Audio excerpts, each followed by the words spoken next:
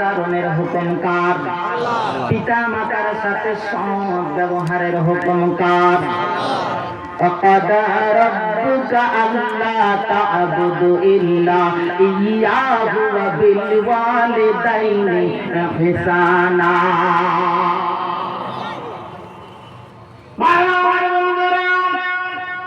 পিতা মাতার সাথে সৎ আচরণের হুকুম আমার আল্লাহ।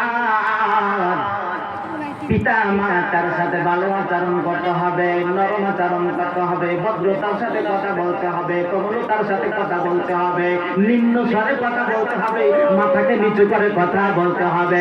কোন ক্রমে কোনভাবে মা কষ্ট পায়, বাবা কষ্ট পায় এমন আওয়াজ পর্যন্ত করা যাবে না। হুকুম কার?